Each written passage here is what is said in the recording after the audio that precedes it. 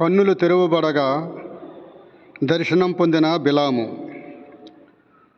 అంతలో యెహోవా బిలాము కన్నులు తెరచెను గనుక దూసిన ఖడ్గము చేతపట్టుకొని త్రోవలో నిలిచియున్న యెహోవా దూతను అతడు చూచి తల వంచి సాష్టాంగ నమస్కారము చేసెను.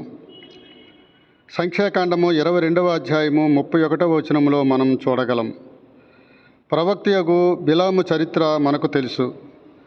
రాజగు బాలాకు అతనితో మంతనాలు జరిపెను. బేరము కుదిరించుకొని దేవుని ప్రజలైన ఇశ్రాయేలీయులను శపించుటకు ప్రేరేపించెను. నీవు వారితో వెళ్ళకూడదు, ఆ ప్రజలను శపింపకూడదు, వారు ఆశీర్వదింపబడిన వారు అని దేవుడు ముందుగా చెప్పినను బిలాము తెగించి బయలుదేరి వెళ్ళెను. సంఖ్యాకాండము 22వ అధ్యాయము 12వ వచనములో చూడగలం. అయితే దేవుని దూత దూసిన ఖడ్గము చేతపట్టుకొని బిలాము త్రోవకు అడ్డముగా నిలిచెను. కారణము, గాడిద దేవదూతను చూచెను, కానీ బిలాము చూడలేదు. బిలాము గాడిదను కర్రతో కొట్టెను. అప్పుడు దేవుడు ఆ గాడిదకు వాక్శక్తిని ఇచ్చెను కనుక అది మాటలాడెను. మొట్టమొదట గాడిద దూతను చూచెను, రెండవదిగా మాటలాడెను. అవును, మొదట కన్నులను తెరిచిన దేవుడు తరువాత గాడిద నోటిని కూడా తెరిచాడు. గాడిద ద్వారా దేవుడు బిలామును గద్దించెను. కనుక నేను పాపం చేసితనని పలికెను గాని అసలైన సంపూర్ణమైన పశ్చాత్తాపం అతనికి కలుగలేదు. దేవుని బిడ్డలారా, నేడు మీ కన్నులు తెరువబడి ఉంటే దూసిన ఖడ్గమును చేతపట్టుకొని ఉన్న దేవదూతను కాదు, కల్వరి శిలువలో మీ కొరకు నా కొరకు రక్తము చిందించిన యేసును చూచెదరు. మీ మీదకు రావలసిన శిక్ష తీర్పును ఆయన తన మీద వేసుకొనిన గదా. ఆ దృశ్యమును ఆత్మీయ నేత్రములతో చూడండి. యెషయా గ్రంథము 53వ అధ్యాయము 5వ వాక్యములో చూడగలం. మీ మనోనేత్రములు తెరవబడినప్పుడు మీలోని లోపములను, బలహీనతలను, అపవిత్రతను కన్నీటితో ఒప్పుకొనండి. పశ్చాత్తాపముతో ప్రభువు యొద్దకు రండి. మీ మాట, చూపు, తలంపు, క్రియ యావత్తును ప్రభువు సన్నిధానములో పరిశుద్ధాత్మ వెలుగులో పరిశీలించండి. కీర్తనాకారుని వలె ఆయాసకరమైన మార్గమును మీలో నుండి తొలగించమని ప్రార్థించండి. మనోనేత్రములు వెలిగించబడిన వారిని ప్రభువు అనేకులకు ఆశీర్వాదములుగా చేయును. మీరు లోకమునకు ఉప్పుగాను వెలుగుగాను ఉందురు. ప్రభువు మిమ్మును పిలిచిన పిలుపును, ఏర్పాటును నిశ్చయము చేసుకొనండి. ఎటువంటి పరిస్థితుల్లోనూ ఆత్మీయ అంధత్వమునకు చోటివ్వకండి. ముఖ్యముగా శరీరాశ, నేత్రాశ, జీవపు డంబము మీ మీద ప్రభావము చూపకుండా జాగ్రత్త పడండి. బిలాము చరిత్ర సంపూర్ణముగా తెలియని పక్షమున సంఖ్యాకాండము 21వ అధ్యాయము నుండి 26వ అధ్యాయం వరకు చదవండి. ఆసక్తికరమైన బిలాము దర్శనము, ప్రవచనమును గూర్చి మాత్రము ఇప్పుడు పరిశీలించదము.